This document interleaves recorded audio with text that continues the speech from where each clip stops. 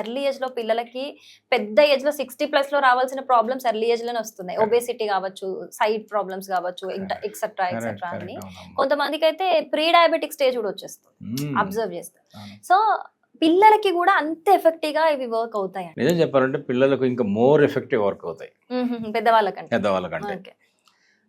నేనైతే నా personal recommendation సిఫార్సు ఏంటంటే పిల్లలకి ఆక్యుపంక్చర్ని పరిచయం చేయాలి. అడ్వాన్స్ అయిపోయి వ్యాధులు ముదిరి అడ్వాన్స్ అయిపోయి మందులు వాడి ఇంకొక సైడ్ ఎఫెక్ట్స్ వచ్చి అవన్నీ చూస్తున్నాం మనం. తగ్గకపోగా ఇంకొన్ని యాడ్ అవుతుంటాయి. సో అందుకనే మేమేం చెప్తున్నాం అంటే ఈ ప్రెషర్ పాయింట్స్, ఈ లైఫ్ స్టైలు, ఈ డయటు, చిన్న అలవాట్లు చిన్నప్పుడే చేసామనుకోండి. ఇప్పుడు నేను ఫర్ ఎగ్జాంపుల్ చెప్తాను. సర్వ వ్యాధులకి అన్ని రకాల వ్యాధులకు ఒక పరిష్కారం చెప్పగలని అడిగారు ఛానల్లో. ఎన్ని వ్యాధులు ఉన్నాయి, అన్నిటికీ ఒక పరిష్కారం, ఒక్క మాటలు చెప్పమంటే అప్పుడు ఏం చెప్పానంటే నమిలి తినండి అని చెప్పాను.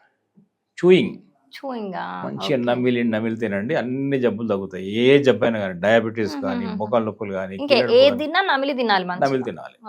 నమిలి తినండి. నమిలి తింటే 100 ఏళ్ళ ఆయుష్. సో ఇట్లాంటి చిన్న చిట్కాలు పిల్లలకు కనుక అలవాటు చేస్తే లైఫ్ లాంగ్ మర్చిపోరు.